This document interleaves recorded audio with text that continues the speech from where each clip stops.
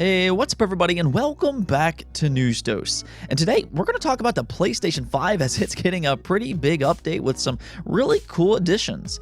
Now, however, not everybody's too happy with all the decisions that were made here, and I will kind of explain why in just a bit. Now, also looks like more PlayStation games will be heading over to PC, which I think was kind of already a given, but now it's been absolutely confirmed.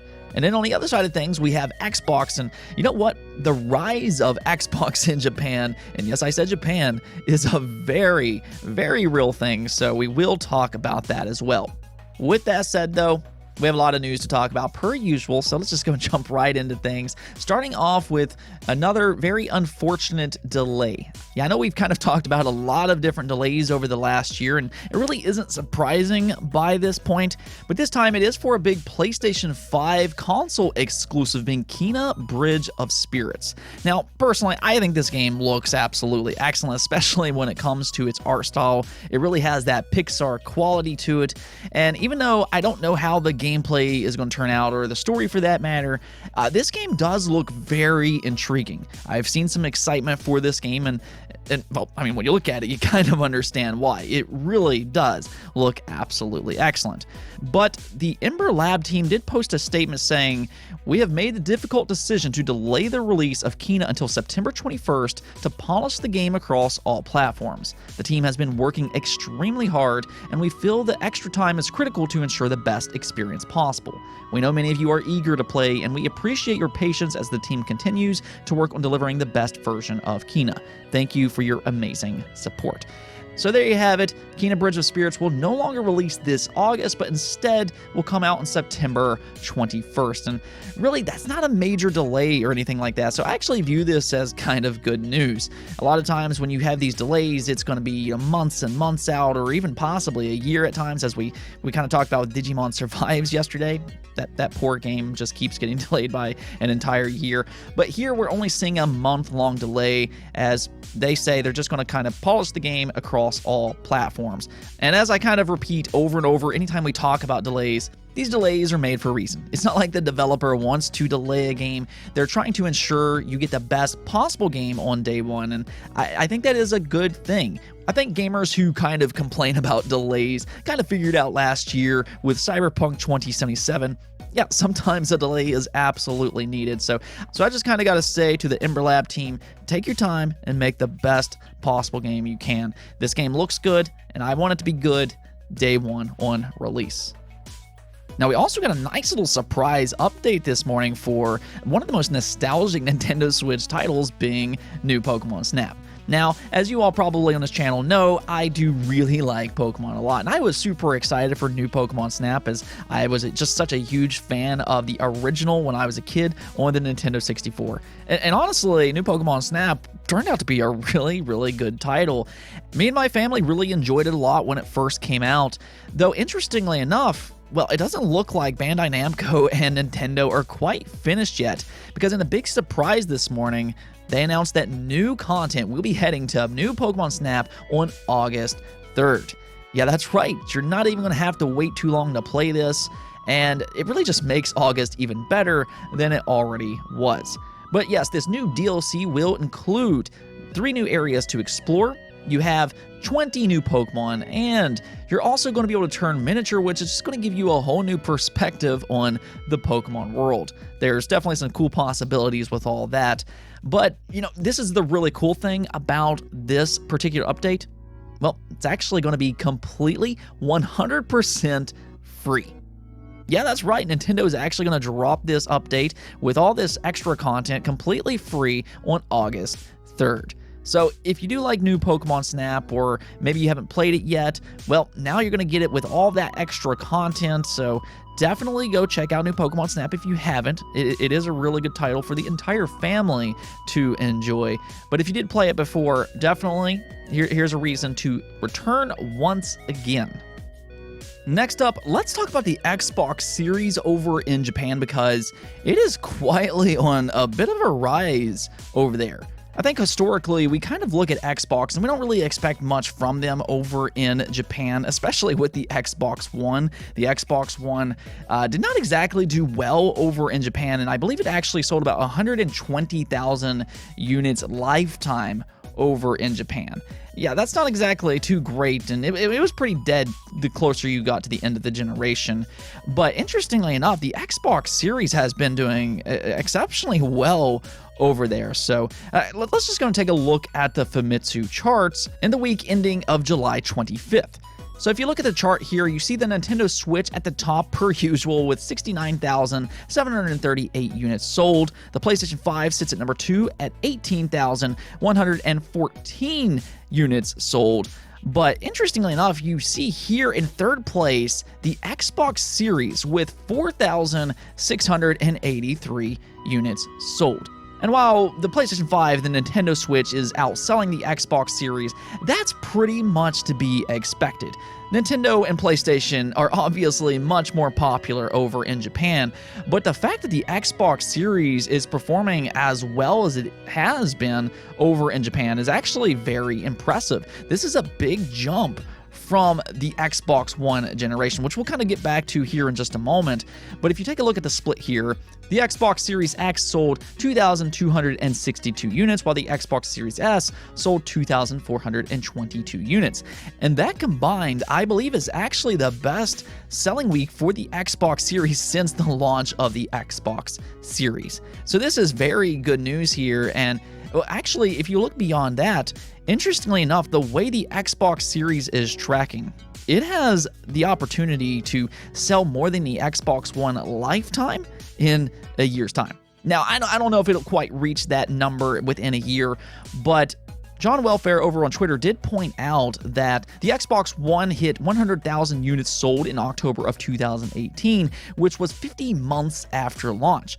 Meanwhile, the Xbox Series can possibly hit 100,000 units sold in 50 weeks. He points out that it needs to average more than 2,483 sales the next 13 weeks, but that is actually very possible when you start to look at things.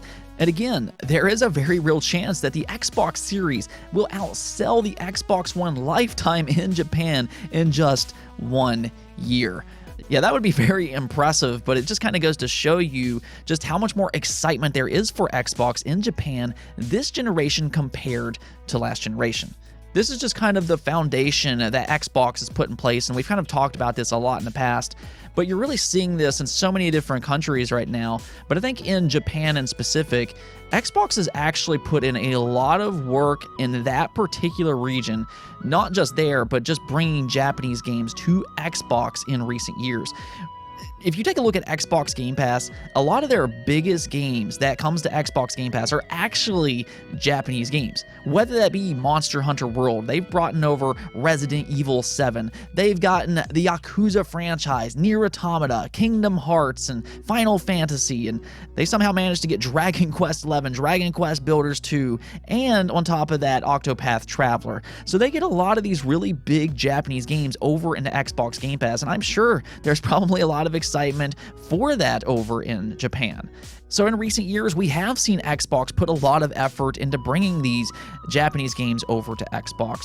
And then they also have Xbox Game Pass and even xCloud. xCloud is kind of the X factor over in Japan.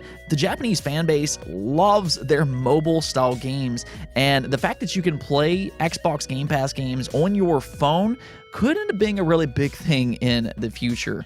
Regardless of all these different hypotheticals, though, what we are seeing without a doubt is that there is some real excitement for the Xbox Series this generation, and that is just great news for the Xbox as whole. Not just for Japan customers either, and I've kind of said this in the past, but people across the world need to be paying attention to this, because the better Xbox does in Japan, the more Japanese support you'll see for Xbox. I mean, just as an example, Neo the World Ends With You just released a few days ago for the PlayStation 4 and the Nintendo Switch, but it skipped out on Xbox. But if Xbox does do better in Japan this generation, which it absolutely is, you might see less Japanese games skip out on Xbox. So do keep that in mind when we talk about how well Xbox is doing over in Japan. Moving on though, let's talk about the PlayStation 5, as we do have a couple big things to talk about here. But first we're going to take a look at that update just real quick. Yes, a PlayStation 5 update will be going through beta, which includes some pretty cool additions here. One inclusion being for 3D audio support through TV speakers, and this is something that I'm really going to want to test out myself because it's really cool how they're actually doing this. So apparently you can actually measure the acoustics of your room using the microphone on your DualSense wireless controller to apply the 3D audio setting that's optimized for your particular room. And that actually sounds like a pretty unique and cool way to do something like this. Really, that PlayStation 5 DualSense controller has just continued to look so good, and I really like how they're using it here with this particular update. Some other things that they did update here, though, was a trophy tracker, which will allow players to access up to 5 trophies per game through the control center. And then also with PlayStation Now, they're going to be adding options to either play in 720p or 1080p through streaming. So these are both nice inclusions as well, but the big one that a lot of people are going to be talking about is that they are finally enabling internal solid-state drive expansions. Though this is the one that not everybody is exactly happy about, and let me just explain why. So obviously the good news here is that you're finally going to be able to expand the storage on your PlayStation 5, which is definitely a good thing. But it's not quite as straightforward as what some fans were hoping for. So the first thing you're going to need to do is you're going to need to research what solid-state drive is actually going to work with your PlayStation 5. And they did kind of caution that even if you do get a solid-state drive that works with the PlayStation 5, if it's a little bit slower, then games may not perform as well as what they would with that internal solid-state drive that's included with the PlayStation 5. So it is important to get a fast solid-state drive in this case, and I'm sure PlayStation will post a list of drives in the future that is about the speed that they want you to have. Now, they have some recommended speeds out there already, and you can check it out, and you can kind of test different solid-state drives if you want to.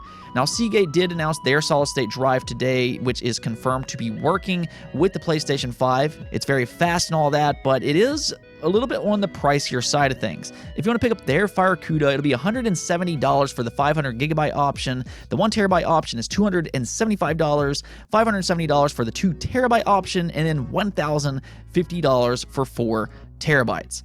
Now, in terms of quality, I'm sure this is going to be a very good option here, though it really depends on your price range if you want something like this.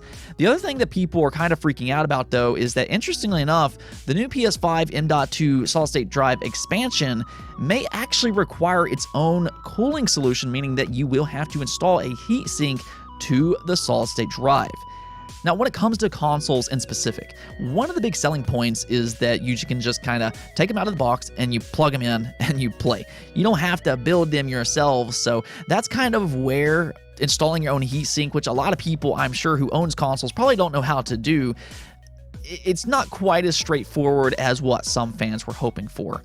And this is kind of where I look at that Xbox Series solution that they announced last year, where it's kind of like a memory card where you just plug it in and you play it. It's a lot more simple, though it does offer less options. Obviously, both of the PlayStation 5 and the Xbox Series, you got your pros and cons.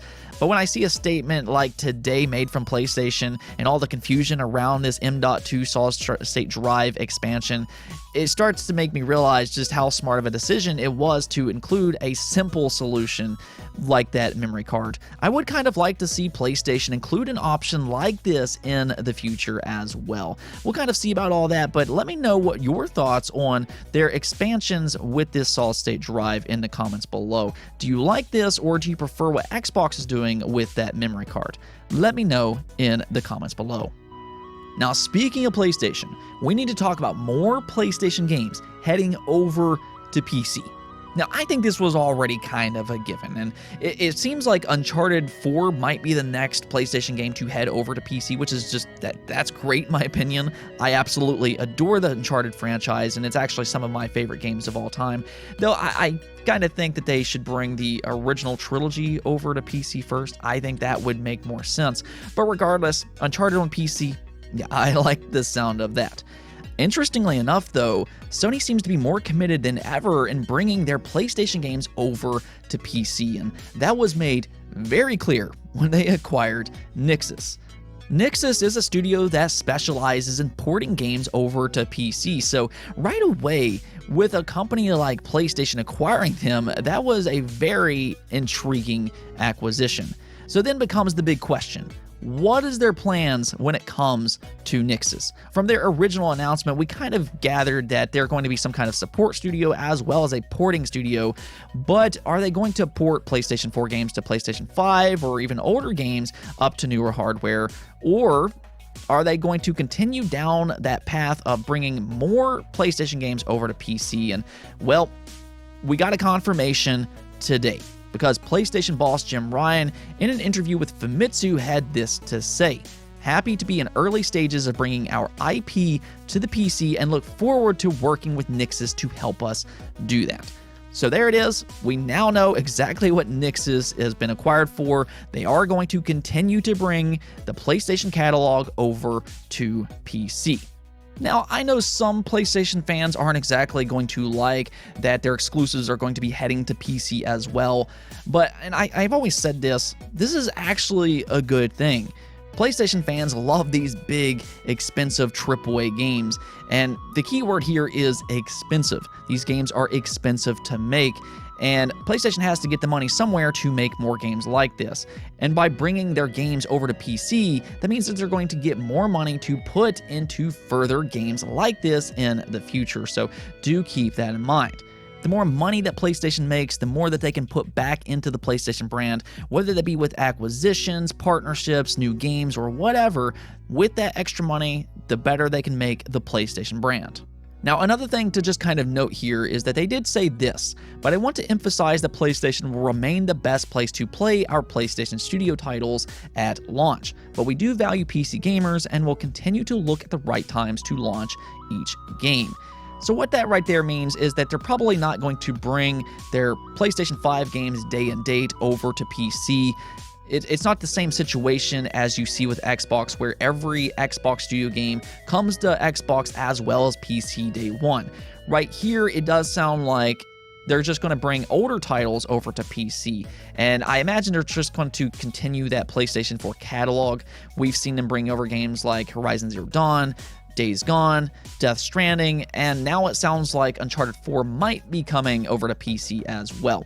So all these are PlayStation 4 titles, and I imagine that's probably what they're going to be doing over the next couple years. They're probably going to continue to bring that PlayStation 4 catalog over to PC. We might get games such as God of War and maybe, hopefully, Bloodborne. That game really needs a 60 frames per second option, so I would love to see that. But regardless, it absolutely does sound like PlayStation is more committed to bringing their games to PC than ever before. Let's go ahead and take a look at the poll of the day, though, and I asked you all, do you think the Xbox Series will outsell the Xbox 360 lifetime?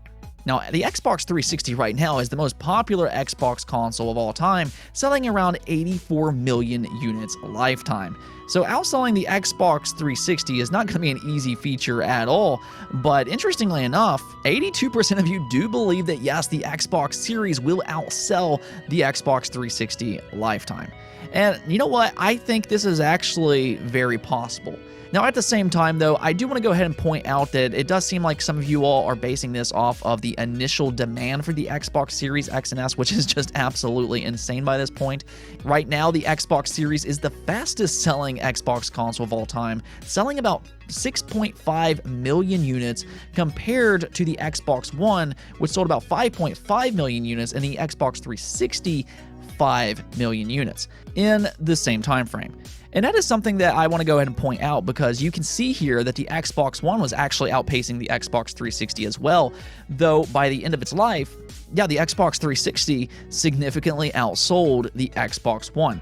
So that initial demand isn't necessarily the most important thing, but what is really important is how well Xbox can keep its momentum throughout the generation. And that's actually where I have a lot of confidence in the Xbox Series. It's not just because there's a lot of excitement for the Xbox Series right now that I think the Xbox Series is going to be so successful, but actually it's got a really bright future as well. Not only do you have this ultra powerful console, you have backwards compatibility, and you have Xbox Game Pass, but on top of that, you have 23 total studios now. This is something that Xbox has never really had at their disposal in the past, and there's just so many games that they have in the pipeline, in the works, and some really good-looking games as well. I mean, you're going to have Halo Infinite, Starfield, the next Fable, Perfect Dark, the next Elder Scrolls, and just the list goes on and on. And that right there is the reason that I think that they can continue to have momentum after that initial demand is met.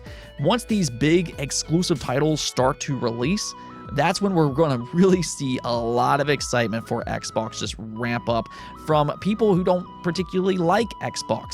That's whenever I think you're going to see some real growth. So yeah, I'm going to go ahead and give the Xbox Series a real chance of surpassing the Xbox 360 lifetime. Anyways, though, that's it for this episode. But if you liked the video, don't forget the bell notification and subscribe button for more content just like this. Also, if you'd like to support the channel through Patreon, thank you for making this content possible. Peace out.